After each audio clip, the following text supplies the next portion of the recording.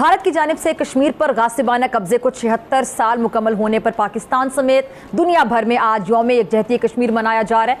5 फरवरी को यौम यकजहती कश्मीर के तौर पर मनाने का आगाज 1990 के अवाइल में हुआ और इंसानियत दर हिंदू, सिख और ईसाई में भी हो सकता है जी। बात इतनी देखें, ये चीज आपने कभी मीडिया पे देखी कि एक इंडिया की अच्छाई किसी ने दिखाई? नहीं, मीडिया में तो यही दिखाया जाता है। इंटरेस्टिंग डेवलपमेंट है कि जिस दिन पाकिस्तान कश्मीर सॉलिडारिटी डे मना रहा है, और जैसे मैंने पहले कहा कि पाकिस्तान के सियासतदान इलेक्शन कैंपेन कर रहे हैं पर कश्मीर का नाम नहीं ले रहे। भारत ने आज से 76 बरस पहले जबरदस्ती मकबूजा कश्मीर पर तसल्लुत कायम किया। अमरीकी वज़ीर ख़ारजा एंटनी ब्लिंकन सऊदी अरब पहुंच गए हैं। सऊदी वली अहद शहजादा मोहम्मद बिन सलमान से मुलाकात हुई।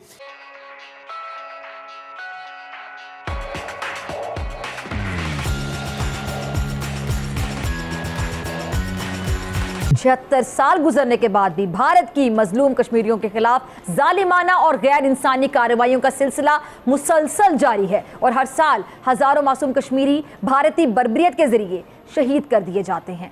1990 की दहाई से अब तक भारत ने गुज़िश्ता 33 साल के दौरान आज़ादी मांगने की पादाश में 96,285 कश्मीरी शहीद कर दिए और 1,70,000 के करीब कश्मीरी शहरी भारत की मुख्तलिफ जेलों में कैद भी हैं। लेकिन सलाम है हमारे कश्मीरी भाइयों को जिनके मज़मूम अज़ाइम और हौसले कभी भी पस्त नहीं हुए हैं। चाहे जुल्म कितना भी बढ़ा दिया जाए, कश्मीरियों के हौसले को पस्त नहीं किया जा सकता। पावरफुल मैसेज है पूरी दुनिया के सामने कि सारी पाकिस्तानी कौम जो है वो अपना बिल्कुल हॉल्ट पे आ जाता है। पूरा पाकिस्तान और हर सेगमेंट, हर तबका जो है पाकिस्तान का, किसी भी वो शोबे से हों, चाहे वो मीडिया से हों, चाहे वो स्टूडेंट्स हों, चाहे वो बिज़नेस कम्युनिटी हो, चाहे वो लॉयर्स हों, सब लोग जो हैं वो कश्मीरियों के साथ यकजान होकर दुनिया को एक पैगाम देते हैं कि हिंदुस्तान ये जुल्म बंद करे और कश्मीरियों को आज़ादी। ठीक है, अच्छा मिशाल, आप किस तरह से कश्मीर के मसले को हल होता देख रही हैं कि किस तरह हल होगा?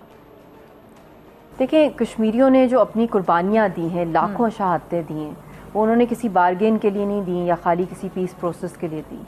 उन्होंने सिर्फ़ और सिर्फ अपनी आज़ादी के लिए, हक़ खुद इरादियत के लिए दी हैं, UN की करारदादों के मुताबिक। तो उससे कम तर तो कोई भी कश्मीरी एक्सेप्ट नहीं करेगा।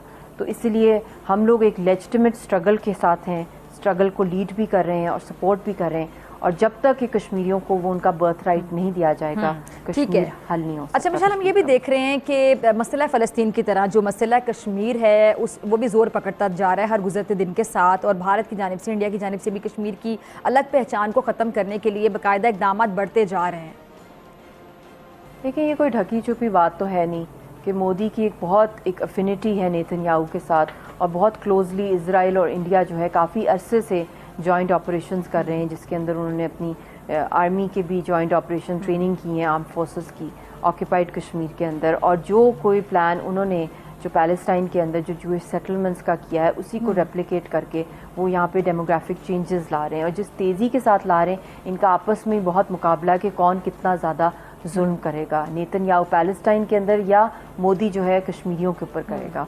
मगर हमें जो लग रहा है कि हिंदुस्तान जो है नेतन्याहू से कहीं ज़्यादा आगे रिकॉर्ड में जो है अट्रॉसिटीज़ के हवाले से, एस्केलेशन और जो क्लैम्प डाउन और बैरियर्स और जो ब्लॉकेड्स हैं वो पैलेस्टाइन से भी कहीं ज़्यादा जो है वो बढ़ाता जा रहा है कि किसी को एक्सेस ही नहीं है, किसी को इन्फॉर्मेशन ही नहीं मिल सकती, इतनी अंडर रिपोर्टिंग है, इतना ज़्यादा जो है वहाँ पे। आपने बड़ा ये बेहतरीन मुआवजा किया है कि इसराइल का जो आपने मुआवजा किया है भारत के साथ कि इनका बाकायदा मुकाबला जारी है, और भारत का जो खौफनाक चेहरा है, मकरू चेहरा है, वो तो एक्सपोज हो गया, सबके सामने आ गया। भारतीय सुप्रीम कोर्ट ने भी अभी जो फैसला सुना दिया है। इस सब में मेरा सवाल है कि इंसानी हकूक़ के जो अलंबरदार इदारे हैं, जो बड़े चैंपियन बने फिरते हैं कि इंसानी हकूक़ की हम बात करते हैं, ये खामोश क्यों हैं? दफ्तरों पे ताले लगा दें फिर अपने। ये देखिए, ये बड़ी बदकिस्मती रही है कि ओवर द डेकेड्स इतने ज़्यादा मैसेकर्स, इतने ज़्यादा जेनोसाइडल एक्ट्स, वॉर क्राइम्स होते रहे मकबूजा जम्मू कश्मीर में, मगर इसके ऊपर कोई ठोस एक्शन नहीं लिया गया कि हिंदुस्तान को रोका जाए, इसको अंडर इंटरनेशनल रेडार जो है अकाउंटेबल किया जाए,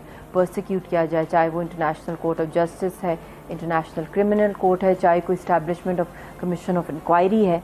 कंडेमनेशन ज़रूर आई हैं, रिपोर्ट्स बड़ी स्ट्रॉन्ग आई हैं, डोसियर्स भी आए हैं, मगर अब जो इस वक्त जो टर्निंग पॉइंट है हिस्ट्री के अंदर, जो हम देख रहे हैं कि पूरी की पूरी ग्लोबल पब्लिक जो है वो एक साइड पे है, दुनिया के इदारे एक तरफ हैं या द पावर्स दैट बी, और ग्लोबल पब्लिक जो है इस वक्त ज़्यादा पावरफुल होके हक और सच के ऊपर जो खड़ी होके जो है वो नुमाया जो है वो सामने आ रही है। तो इसलिए इस वक्त पैलेस्टाइन के मसले के साथ कश्मीर का मसला, दोनों मसले सिमिलर हैं और उनकी तारीख भी बहुत पुरानी है और उनकी सारी की सारी जदोजहद भी सिमिलर है। तो लेकिन जब हुकूमत में आएंगे तब कश्मीर का नाम लेंगे।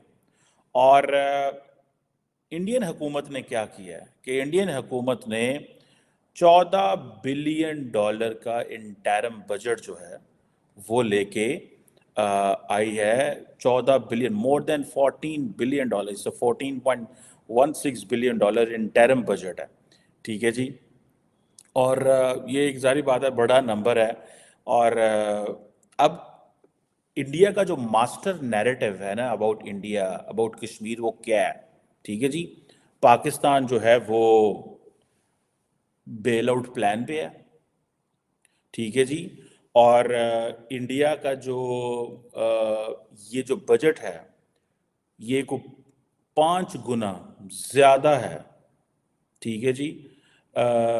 और पाकिस्तान तो छोटे छोटे IMF के प्लान्स के चक्कर में भाग रहा है। ठीक है जी। लेकिन इंडिया का जो बजट है फॉर कश्मीर वो पाकिस्तान के बेल आउट प्लान से भी बहुत ज़्यादा है। And then this is what they are saying, this is a master narrative the crafting.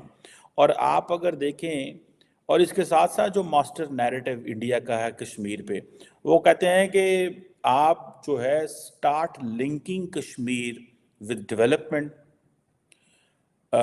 Start linking Kashmir with tourism. अगर आपको याद हो कि जब G20 की कॉन्फ्रेंस हुई थी इंडिया के अंदर, तो इंडिया ने उसको बड़ा प्रोलॉन्ग किया। और प्रोलॉन्ग करते करते जो डिफरेंट जगहों पे उन्होंने कॉन्फ्रेंसेस कराई, तो उन्होंने कश्मीर को रखा जी टूरिज्म के लिए। हालांकि इंडिया के अंदर टूरिज्म बहुत सारे स्पॉट्स हैं, ठीक है, लेकिन क्योंकि पाकिस्तान भी कश्मीर को टूरिज्म के हवाले से याद करता है और जिक्र करता है और लिंक करता है, लेकिन उन्होंने कश्मीर को टूरिज्म के हवाले से रखा। तमाम G20 मुल्क जो ममालिक के लोगों को बुलाया, China, Saudi Arabia, Turkey, Indonesia, I think इन्होंने बायकॉट किया, ये ना आए। लेकिन वो कॉन्फ्रेंस क्योंकि वो एक इम्पॉर्टेंट नहीं थी, लेकिन समहाउ वो इम्पॉर्टेंट भी थी उनके लिए। लेकिन कि जी उन्होंने ये कर दिया, मार दिया, ये कर दिया, कर दिया, वो तबाह कर दिया कश्मीर में। अच्छाई ये तो दिखाते नहीं, अच्छाई क्यों दिखाएं? अच्छाई कोई भी नहीं दिखाता। अच्छाई नहीं बिकती ना। हाँ जी, बुराई बिकती है, वो बस वो दिखाते हैं, अच्छाई कोई नहीं दिखाता। बताएं कि नुकसान अगर अच्छाई दिखाएंगे तो नुकसान किसका? मीडिया को देखना छोड़ देंगे लोग। नुकसान अगर देखें कि अगर हमारे और इंडिया के दरमियान मोहब्बत पैदा हो जाए, सुलह हो जाए, तो फिर हम फंडिंग किसको करेंगे? मीडिया वालों को देखेंगे हम? डेफिनेट नहीं देखेंगे। नहीं। सर क्या लगता है कि आपको दो भाइयों के दरमियान अब ये नफरतों को खत्म कर देना चाहिए? पीस यहाँ से हम जब नफरतें बांटेंगे कि ये कहेंगे कि RSS है बुरी, हिंदू तो है बुरे, वहाँ के मंदिर तो वो तो पूजा करते हैं, गलत बात है। हमारे नबी ने भी मना किया कि तुम किसी खुदा को बुरा ना कहो, एवस के वो तुम्हारे खुदा को बुरा कहे। ऐसा ही तो ऐसा ही ऐसे है ना। क्या मैसेज देंगे इसको देखने के बाद? मैं तो यही कहूँगा कि ठीक है, पीस करना चाहिए, ठीक है, और भाईबंदी करनी चाहिए। और इसमें ठीक है, वो भी इंतहा पसंदी वो अपनी जगह वो गलत है, वो नहीं होना चाहिए। लेकिन बात यह है कि एक प्यार मोहब्बत जिंदाबाद, नफरत मुर्दाबाद। इंतहा एक यानी कि इसमें आप ट्रेड भी हो सकती है जो कि चल भी रही थी, और उम्मीद है कि ये दोबारा मामला होगा। भाईबंदी होनी चाहिए। 76 ईयर्स हो गए हैं, ठीक है, दोनों को, और अभी तक वही एनिमिटी है, वही सारा सिस्टम चला हुआ है। और इसमें सब वही जियो पोलिटिकल सिचुएशन और सारा गेम्स हैं। इस गेम्स को अब एंड करके दोनों कंट्रीज की बेहतरी के लिए आगे बढ़ना चाहिए। खास तौर पे हमें ज़्यादा ज़रूरत है पाकिस्तान को। पाकिस्तान इस टाइम बहुत पीछे है, हमें आगे बढ़ना है हर सूरत में। बिल्कुल सही। और उस सूरत में मैशियत हमारी इतनी पीछे रह गई है, उसी सूरत में होगा कि हम इन मामलात को एक साइड पे करवा के हम मैशियत की बेहतरी की तरफ चले।